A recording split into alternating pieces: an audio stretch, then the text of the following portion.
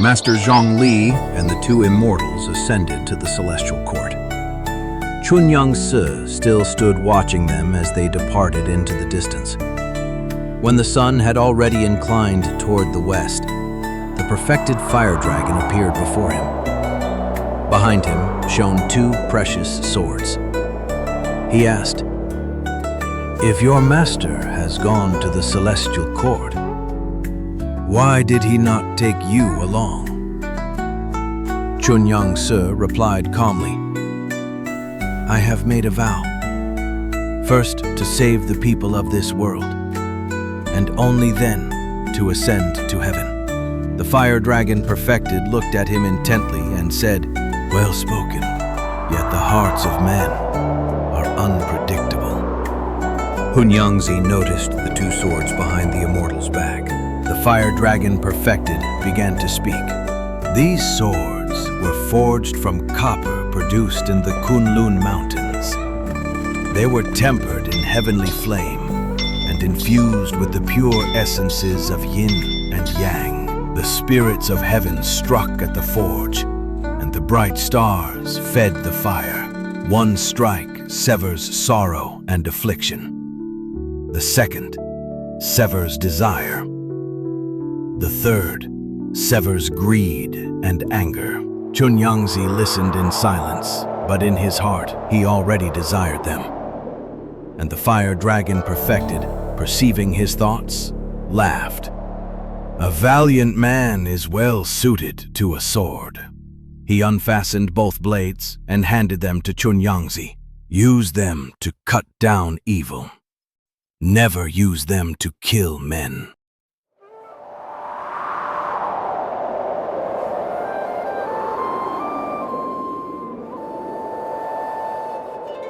Having obtained the swords of the fire dragon perfected, Lü Dongbin set out to roam the world. One day he arrived at Luliang Rapids. The river roared and surged like the sea in a storm. Waves rose up to the heavens. The waters of the Yellow River descend from heaven, a boundless expanse like boiling broth. On the riverbank stood a woman in plain garments, weeping bitterly. "In these waters dwells a great water dragon. It devoured my husband and my two sons. Today is the Qingming festival. I have brought wine and offerings for them." Chunyangzi tightened his grip on the sword hilt. Has there truly been no hero who can destroy this monster? As soon as Chunyangzi spoke these words, a flood dragon rose up from the threefold surge of waves. Its scales gleamed like iron armor, and its fangs were sharp as blades. Among all scaled creatures, this one alone was supreme. The dragon opened its jaws, and a black mist covered the sky. Then from the clouds came a storm of icy hail. The stench of its demonic breath struck down all who stood nearby. But Chunyangzi drew forth the mail sword. The dragon lunged downward at that very moment, and in an instant, the blade flashed like lightning, cleaving the beast in two. The waters of Luliang ran red with blood, and the sword returned to its sheath of its own accord.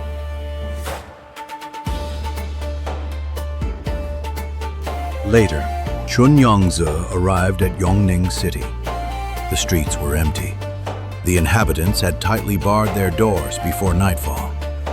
From behind the gates came cries, "Daoist, take shelter! Every evening a ferocious white-browed tiger comes here to devour people." But Chunyangzi replied calmly, "When the tiger appears, I will deal with it." Soon the beast indeed burst into the city. Its roar shook the mountains, its killing chi pressed against the vault of heaven. The tiger lunged forward.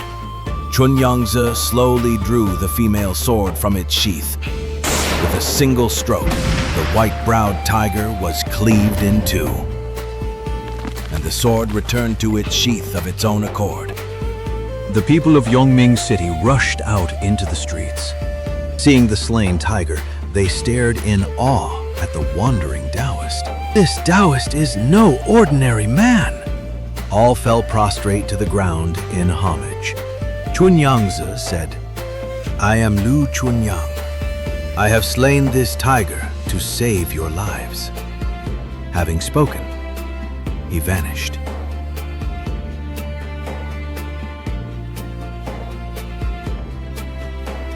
And for many years thereafter, people told legends of the Immortal with the two swords. Chunyangzi then went to the Genji Monastery on Mount Hung to cleanse and temper his swords. A Daoist asked him, "For what purpose do you carry these blades?" Chunyangzi replied, "To set right all injustices under heaven." Before departing, he took a chopstick and inscribed a poem upon the wall. "At dawn I draw it from its sheath. It roars like a jade dragon. Together with you, we shall remove all injustice from this world, and then together we shall ascend to the 9 heavens." When he had finished, the characters suddenly shone brilliantly through the stone itself. The Daoist was so astonished that he fell to his knees. The astonished Daoist asked about the art of the sword. Chunyangzi replied, "There is the sword of the Tao, formless and invisible, and there is the sword of the method, that which ordinary people can see. The sword of the method merely drives away demons, but the true sword of the Tao is born within the heart." Having spoken these words, Chunyangzi cast his sword into the sky, leapt up after it, and vanished among the clouds.